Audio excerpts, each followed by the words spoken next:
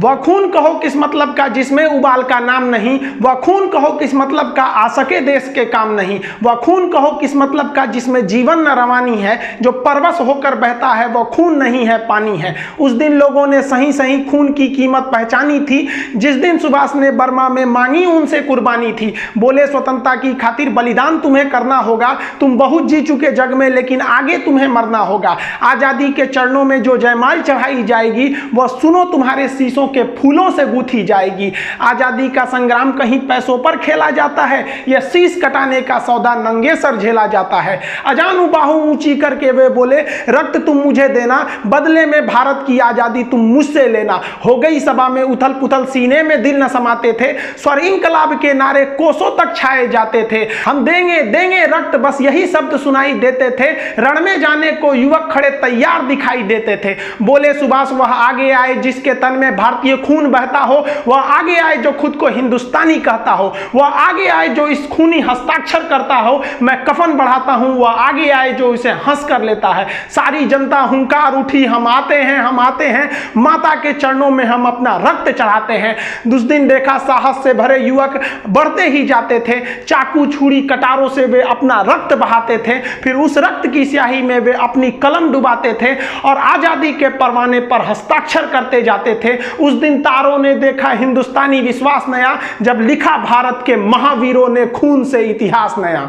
आप सभी देशवासियों को स्वतंत्रता दिवस की हार्दिक शुभकामनाएं। यह स्वतंत्रता दिवस हमारा हमेशा बरकरार रहे। हम लोगों को ये जो आज़ादी मिली है ये इतने आसानी से आज़ादी नहीं मिले, वो आज़ादी के लिए न जाने कितने वीरों ने अपने बलिदान दिए हैं। इसको दक्षिण का याद करिए, टीपू सुल्तान, वो मराठाओं की शक्ति, वो राजपूतों का बलिदान, वो सिखों की तलवार, झांसी की रानी, वो 11 साल का लड़का खुदीराम बोस जिसकी दाढ़ी मूछ नहीं थी, फिर भी उसने अंग्रेजों के आगे डट कर मुकाबला किया और अंग्रेजों ने उस बच्चे को फांसी चढ़ा दिया। वो सुभाष चंद्र बोस याद कीजिए, वो भगत सिंह, चंद्रशेखर आजाद, अशफाकुल्लाह खान, राम प्रसाद बिस्मिल, न जाने कितने वीरों ने इस देश को सींचा है अपने रक्त से, तब हमें ये आज़ादी मिली है। लेकिन आज भी अशिक्षितता के अभाव में, अशिक्षितता के कारण हम इस आज़ादी को अच्छे से नहीं ले जा पा रहे हैं। जितना देश को आगे जाना चाहिए, अभी भी देश को आगे ले जाने की ज़रूरत है। अभी हमको लड़ना है अशिक्षितता से। अगर हम अशिक्षित रहेंगे तो कभी आगे नहीं जा पाएंगे। हमारा देश का नाम उतना आगे नहीं जा पाएगा जितना हमें जाना चाहिए। इसलिए वर्तमान समय में आपको वो कोई ऐसा नहीं है कि अब आपको कोई अंग्रेजों से लड़ना, अभी आपको लड़ना है अंधविश्वास से, अभी आपको लड़ना है ऊंच नीच से, अभी आपको लड़ना है क्षेत्रवाद से कि तुम दक्षिण भारत को, हम उत्तर भारत के, तुम बिहारी, हम ये हम वो, मतलब ये सब चीज़ों से अभी लड़ना है। अभी लड़ना है अंधविश्वास से, जाति धर्म ऊंच नीच, इन सारी चीज़ों से लड़के हमें एक होना है। और यह जिस दिन हमें लग जाएगा कि नहीं, हिंदुस्तान के हर व्यक्ति के अंदर ये भावना आ जाएगी कि हमने अपने जाति धर्म ये सब बाद में, पहले हम सब एक हिंदुस्तानी हैं, ये भावना जिस दिन आ जाएगी उस दिन हमें सच्चे मायने में आज़ादी मिल जाएगी। अभी हमें बहुत कुछ करना है इस देश को आगे ले जाने को। हमें अपने देश को अमेरिका, ब्रिटेन, जापान जैसे देशों के विकसित श्रेणी में लेके आगे जाना है। ये केवल हम तभी ले जा सकते हैं जब हम शिक्षित होंगे। नई शिक्षा प्रणाली भी इसी ओर में कदम बढ़ाने के लिए एक बहुत ही बढ़िया कारगर साबित हुआ है। हम लोगों ने, ऐसा नहीं है कि हम लोग आज़ादी के बाद हर मोड़ को देखा, ऐसा नहीं कि केवल विकास देखा या केवल मतलब विकासहीन देखा। हम लोगों ने बहुत सारे अच्छे काम भी किए। ग्लोबलाइजेशन, प्राइवेटाइजेशन और जो लिबरलाइजेशन था उसने देश ने काफ़ी तरक्कियाँ भी की। हमने कई सारे युद्ध भी देखे, उस कई युद्धों में हमने ऐसी जीत दर्ज की जो पूरी दुनिया में कहीं नहीं देखी गई थी। 71 की लड़ाई में जब 93,000 फौजियों को हमने घुटना टिका दिया था, लेकिन वही युद्ध में हम लोगों ने देखा कि 62 में कैसे हमने मतलब संसाधनों के अभाव में हम लोगों ने उतना अच्छा काम नहीं कर सका। लेकिन उसी 62 के बाद 5 साल बाद हम लोगों ने चाइना को मुंह तोड़ जवाब दिए थे। उसी मुंह तोड़ जवाब का आपको नमूना दिखाते हैं। वुहान में चाइना के एक स्लीपिंग बुद्धा काफी मंदिर प्रसिद्ध है, महात्मा बुद्ध का। वहां पर भारतीय राजनयिक जो दूतावास थे, कॉन्सुलेट में काम करते थे, उनका नाम था कृष्णन रघुनाथन। ये 4 जून 1967 को यहां से जा रहे थे, तो इन्होंने अपनी गाड़ी को रोककर इस महात्मा बुद्ध की मूर्तियों के तथा मंदिरों के अवशेष का फोटो लेने लगे थे। ये एरिया मिलिट्री वाला एक छावनी का एरिया था। अभी ये फोटो ले ही रहे थे कि चाइना की जो पीपुल्स लिबरेशन आर्मी है PLA ने इन्हें आकर गिरफ्तार कर लिया। ये समझाते रह गए कि हम फोटो यहाँ की मिलिट्री बेस का नहीं ले रहे थे, बल्कि हम यहाँ महात्मा बुद्ध की फोटो ले रहे थे। और महात्मा बुद्ध का भारत से तो कितना लगाव है, हमने ही पूरी दुनिया को बुद्ध दिया, हमने चीन को बुद्ध दिया, बदले में उसने हमें युद्ध दे दिया था। तो हम लोग महात्मा बुद्ध की फोटो को आज भी इज्जत से देखते हैं लोग। तो ये फोटो ले रहे थे, लेकिन चाइनीज PLA वालों ने इनकी बात को नहीं सुनी और उन लोगों ने इन्हें अरेस्ट कर लिया, इन पर जासूसी का आरोप लगाया। और जासूसी के आरोप लगाने के बाद इन्हें पूरी जनता के सामने बेइज्जत करने के लिए 15,000 लोगों के आगे इन्हें मुकदमा चलाया गया और इन्हें जासूसी का आरोप लगाकर इन्हें पर्सोना नॉन ग्राटा घोषित कर दिया गया कि अवांछनीय व्यक्ति इसे देश से निकालिए। और अगले दिन मतलब ये मुकदमा चलने के बाद 13 जून को इन्हें पूरी तरह एयरपोर्ट पर घसीटते हुए लाया गया। इतना घसीटा गया था कि इनके पैर से जूते निकल गए थे, इन्हें नंगे पांव घसीटा गया। चाइना के जो रेड गार्ड्स थे इन्हें लात घूसा मारा, इनके ऊपर थूका था। उसके बाद पूरे सरेआम फोटो खींचकर इन्हें भारत में भेजा गया। जब ये दिल्ली एयरपोर्ट पर उतरे थे तो एक बहुत बड़ी भीड़ इनके स्वागत के लिए भी खड़ी थी और साथ ही साथ इस विरोध को भी दर्शाने के लिए खड़ी थी कि हमें भी चाइनीज को उसी भाषा में जवाब देना पड़ेगा। भारत ने भी अगले दिन 14 जून को चीनी राजनयिकों को पकड़ लिया और उन पर भी जासूसी का सेम मुकदमा ठोक दिया और उन लोगों भी चिल्लाते रह गए कि हम जासूसी नहीं कर रहे हैं, नहीं कर रहे हैं। भारत ने भी उनकी एक बात नहीं सुनी और उन्हें 72 घंटे का अल्टीमेटम दे दिया। लेकिन भारतीयों के अंदर यह गुस्सा आग बबूला था। उस समय विपक्ष के दबाव में तथा भारतीयों में राष्ट्रवाद की भावना ने इस चीनी कॉन्सुलेट जो दिल्ली में थी उसे पूरी तरह से घेर लिया और वहां के खिड़कियों को पत्थर से तोड़ दिया, दरवाजे तोड़ दिए, गेट तोड़ दिया, आग लगा दिया गया चीनी झंडों में और वहां बहुत से चीनियों को पकड़ के कूच दिया गया थुथुर इनका। तो उनको राम मनोहर लोहिया हॉस्पिटल में एडमिट कराना पड़ा और इनको बता दिया गया कि हमारे जो चीन में बैठे हैं हमारे जो राजनयिक, उन पर अगर तुम कुछ भी करोगे तो यहां तुम्हारे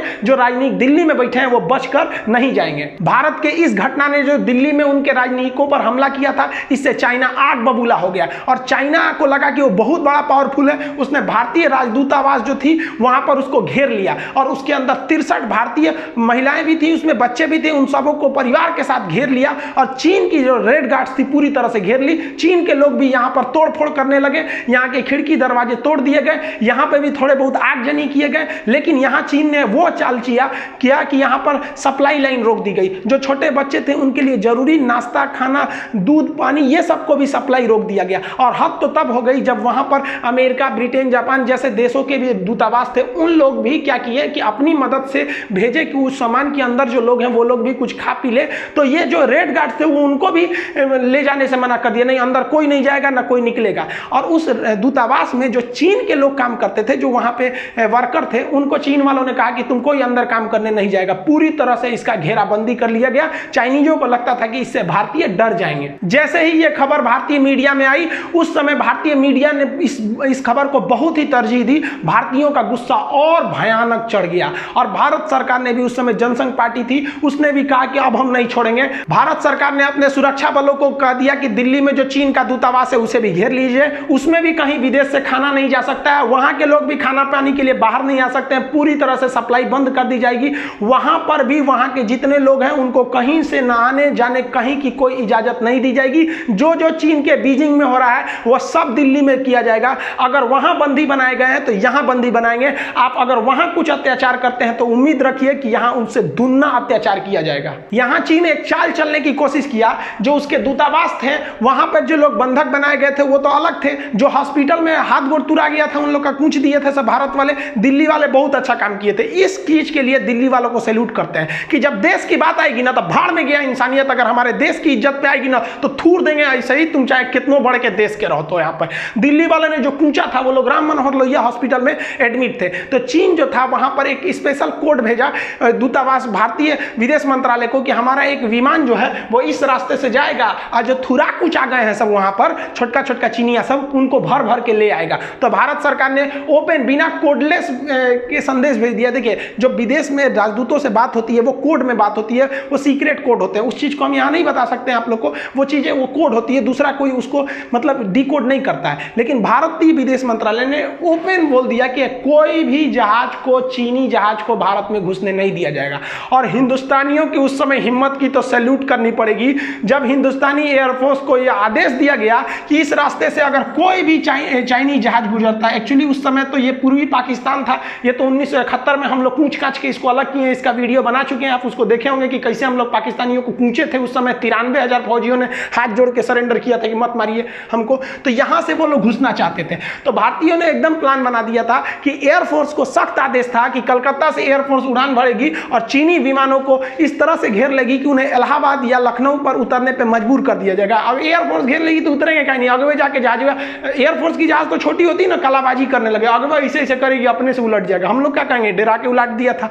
तो ये लोग चीनियों को था। दूसरा कि अगर ये लोग ढिठाई करेंगे तो भाई हम लोग किसी पे डायरेक्ट हमला भी तो नहीं कर सकते हैं, सिविल एयरपोर्ट है, कोई मान लीजिए कोई लड़ाकू जहाज तो भेजा नहीं था, वो सवारी वाला था। अगर दिल्ली पहुंच भी जाता है तो भारत के पास एक और रास्ते थे कि ससुरा का पेट्रोल नहीं भरने दिया जाएगा, अब ले तो ढकेल के नहीं ना ले जाएगा यहाँ पे।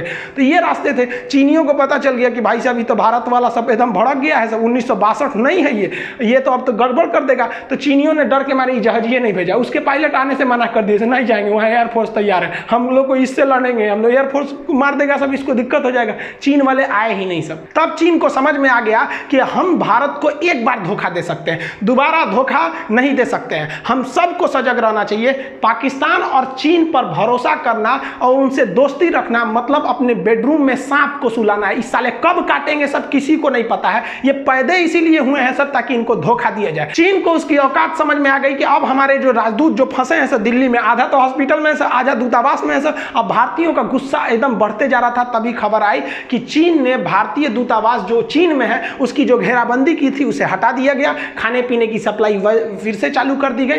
तब भारत ने भी यहाँ क्या किया कि जो उनके राजदूत थे जिन पर जासूसी का आरोप लगा था, तो हमारे कैसे जासूस हमारे दूतावास को पीट पीट के आप लाए थे, हमारे राजदूत को भारत ने भी उनको घसीटते हुए रोड पर लाया, ऐसी ही भीड़ में लाया और फोटो खिंचवा के एयरपोर्ट पे बैठाया, पूरी दुनिया को दिखा दिया कि देखिए ये चाइना का राजदूत है। और हद तब भारत ने कर दिया जब भारत ये सब होने के बावजूद चीन को स्पष्ट संदेश भेज दिया कि आपको भारत में दूतावास खोलना है तो खोलिए, लेकिन आपकी सुरक्षा की गारंटी हम नहीं लेते हैं, क्योंकि हमारी देश की जनता कूच देगी ना तो फिर हम नहीं हैं। आपका मन है तो रखिए, नहीं मन है तो मत रखिए। चाइना ने 80% लोगों को बुला लिया, हमको तो लगता है ससुरे भाग गए सब डर के मारे काठमांडू के रास्ते से कि दिल्ली वाला कूच देगा सब। एक नंबर काम किया सब दिल्ली वाले। तो आपको क्या लगता है चीन बहुत शक्तिशाली है? हम लोगों को देखिए सबसे बड़ा रिस्क क्या होता है, रिस्क नहीं लेना। इतनी औकात नहीं है, हम सब जिस दिन एक खड़े हो जाएंगे ना उस दिन औकात दिखा देंगे चाइना के कि तुम क्या चीज हो। बस चाइना में क्या है कि वहां पे देश बड़ा होता है, वह अंदर वो लोग क्या है ऊंच नीच वहां पे भी है, गरीबी अमीरी जात धर्म वहां भी है, लेकिन वो देश के नाम पर एक हो जाते हैं।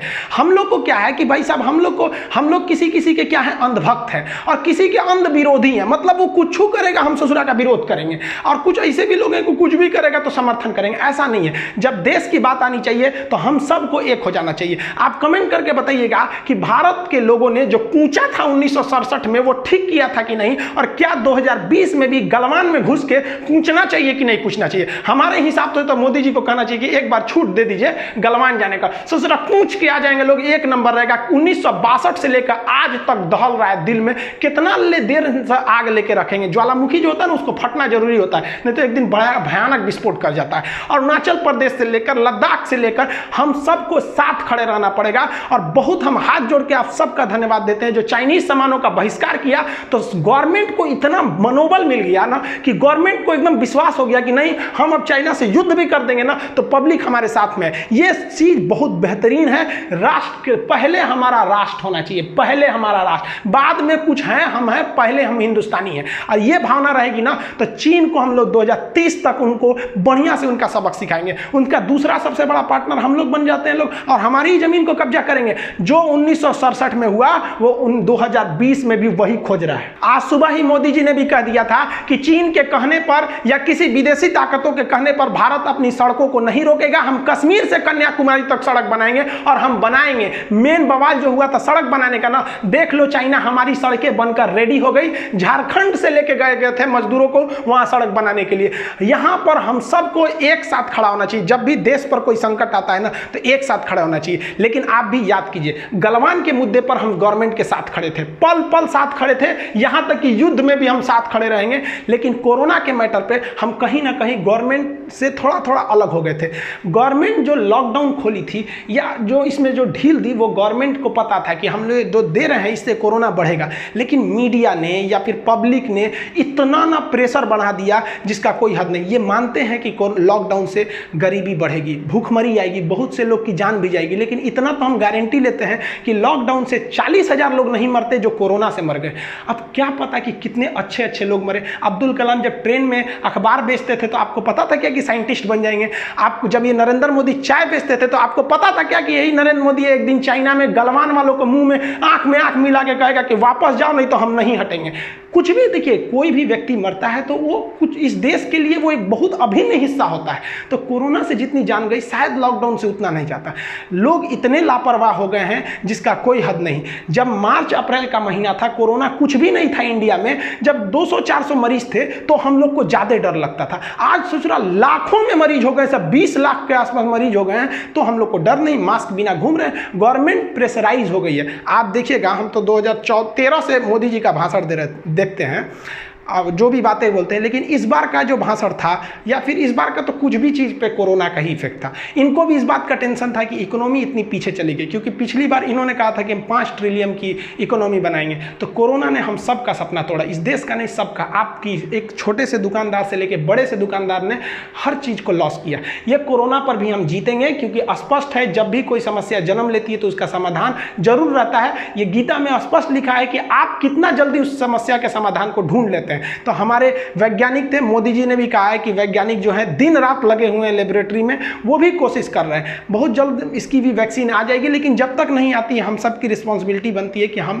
अपने आप को संभाल कर रखें, क्योंकि आपकी इम्यूनिटी अच्छी हो सकती है, आपकी वजह से दूसरे को खतरा हो सकता है। रूस की वैक्सीन कहा जा रहा है कि सक्सेस भी है, उस पर 100% WHO बिलीव नहीं कर रहा है। अगर वो है भी तो हम लोग को 2021 में ही मिल पाएगा। अभी तो बहुत कम चांसेज है, लेकिन कुछ भी कहा नहीं जा सकता है। हम वही देश है जहां मास्क नहीं बनता था, आज दुनिया में सबसे ज्यादा मास्क हमारे यहाँ बन रहा है। PPE किट था चाइना से आता था, आज पूरी दुनिया में हम लोग सप्लाई कर रहे हैं। तो हिंदुस्तान वालों की प्रतिभा पे तो कभी शक नहीं करना चाहिए। लोग कह रहे हैं ना कि वैक्सीन बन जाएगी तो कहाँ कितना जल्दी प्रोडक्शन होगा। अरे भारत वाले को दे दीजिए ना, यहाँ दिन रात इतना ना प्रोडक्शन कर देगा कि एक्स्ट्रा में वैक्सीन हो जाएगा। तो हम सब यही दुआ करते हैं ऊपर वाले से कि जल्दी से जल्दी ये कोरोना जाए, फिर से हमारा देश समृद्ध हो सके। हम अपने देश के बहादुर सिपाहियों को सैल्यूट करते हैं कि इस कोरोना में भी वो लोगों ने कुछ भी नहीं देखा, हमारे देश के लिए डट कर खड़े रहे थे वो लोग। ये जो हमारे भारत के फौजी हैं ये असली हीरो हैं। हमें बहुत गुस्सा लगता है जब मूवी में जो एक्टर काम करते हैं उसको लोग हीरो बोलते हैं। अरे वो हीरो नहीं है, वो एक्टर हैं। हाँ, अच्छे एक्टर हो सकते हैं, समाज के लिए अच्छी मूवियां बनाते हैं, सही है भाई साहब,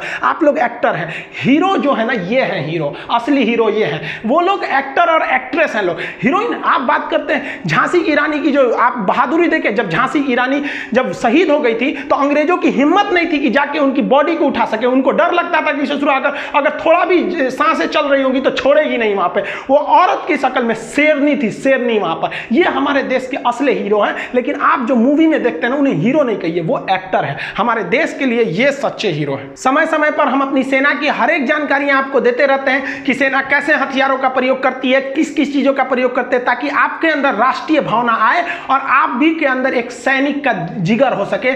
सैनिक केवल वो नहीं होता है जिसके पास हथियार हो, मेंटली भी आपको तैयार रहना पड़ेगा ताकि देश के लिए जब जरूरत पड़े तो आप आगे आ सके। हमारे सैनिकों के कदम से कदम मिलाकर चल सके ताकि इस देश के निर्माण में हम सब का योगदान हो। और भारत माँ का जो परचम है पूरी दुनिया में ला रहा है और दुनिया याद करे, मिसाल दे कि एक देश का, कि वह देश भारत जहां हजारों किस्म की भाषाएं बोली जाती है, 10 रंग के लोग रहते हैं, हर तरह की जलवायु पाई जाती है, ऊंच नीच बड़ा जाति धर्म हर चीज है, लेकिन जब देश की बात आती है तो हम सब एक रहते हैं। आप लोग के मन में एक डाउट है कि जो एप्लीकेशन आ जाएगा ऐप, तो क्या यूट्यूब पे वीडियो नहीं आएंगे? यूट्यूब पर वीडियो आते रहेंगे जैसे आ रहे हैं, ऐप पर भी पढ़ाई होती रहेगी। देखिए पढ़ाई का जो टॉपिक है, जो मेन टॉपिक है, वो इस पे भी होते रहेगा। एक्चुअली क्या होता है ना कि यूट्यूब पे अगर पढ़ाई का टॉपिक डाल दिया जाता है तो कुछ ऐसे भी है सब ससुरा जिनको पढ़ना उड़ने से कोई मतलब नहीं है, वो देख के कहते हैं ये कौन चीज़ है यहाँ पर। तो भाई ट्रक का माल टेम्पू में लोड नहीं होता है। तो जो मेन पढ़ाई का चीज़ है वो इसमें रहेगा। जो यूट्यूब पर वीडियो आते रहते हैं इंटरनेशनल रिलेशन के बारे में, वो आते रहेंगे। हमारे मकसद है कि हिंदुस्तान के कम से कम 10 करोड़ लोगों को हिंदुस्तान के बारे में बताएं, हिंदुस्तान के जो गौरव था, जो इतिहास थी हमारी, उससे रूबरू कराएं। और हमारा यही टारगेट है कि हम अपने यूट्यूब के माध्यम से या ऐप के माध्यम से 130 करोड़ जनता में से कम 10 करोड़ जनता को यह बता सके कि हम वही हिंदुस्तानी है जिसके आगे सिकंदर भी नतमस्तक होकर चला गया था। हम वही हिंदुस्तानी है जो दुनिया को बुद्ध दिए, महावीर स्वामी दिए, हमने नालंदा विश्वविद्यालय दिया। यही वो धरती है जहां से आर्यभट्ट को दिया गया था, ज्योति ज्योतिष शास्त्र में हमारा जो देश था वो पूरी दुनिया में सबसे आगे था। तो हम अपनी गौरव को भूलते जा रहे हैं, लेकिन इसको नहीं भूलेंगे। देखिए, शिक्षा उस शेरनी का दूध है, जिसने इसे पिया है वो दहाड़ा है, और उसकी दहाड़ पूरी दुनिया सुनेगी। सुनना पड़ेगा आपको। आज शिक्षित व्यक्ति को कोई नहीं दबा सकता है, और शिक्षित व्यक्ति जो होता है ना, उसे कोई किसी तरह के लालसे में भी नहीं डाल सकता। उसके अंदर अगर आप शिक्षित रहेंगे ना, तो आपके अंदर से खुद से ऊंच नीच की भावना खत्म हो जाएगी। जाति, धर्म, मजहब, ये सब चीज भावनाओं में नहीं रहना चाहिए। जब हम लोग विदेश में पढ़ने जाते हैं या घूमने या काम करने जाते हैं, तो वहाँ हमारी पहचान किस रूप में होती है? केवल और केवल एक हिंदुस्तानी के रूप में। और वहाँ हमें कोई समस्या हो जाए तो कौन बचाने आएगा? कोई धर्म गुरु जाएगा बचाने के लिए कि आ जाओ? वहाँ जब भी बचाने जाएगा तो आपका देश जाएगा, हिंदुस्तान की एम्बेसी बचाएगी, और आपके भी मन में यह भावना रहती है कि हमारा देश हमें बचा लेगा। विदेश में फंसने के बाद आपको धर्म, जाति, ऊंच नीच याद नहीं रहता है, तब केवल याद रहता है कि हिंदुस्तान है हमारा देश। देखिए, बहुत से लोगों का डाउट है कि सर ऐप जब आ जाएंगे तो क्या हम केवल ऐप पर जाके ऑनलाइन पढ़ाएंगे या फिर यूट्यूब पे भी पढ़ाएंगे? देखिए, हम दोनों पे पढ़ाएंगे। यूट्यूब पे जो जैसे चल रहा है वो वैसे चलते रहेगा, यूट्यूब में कोई चेंजिंग नहीं आएगी। ऐप पर आपका सब्जेक्ट वाइज एकदम सिस्टमेटिक तरह से पढ़ाई चलेगा। और कुछ लड़कों को फ़ी को लेकर टेंशन है। फ़ी का जिस दिन हम रिवील करेंगे उस दिन आप सोच सकते हैं एकदम मिनिमम फ़ी रखा जाएगा।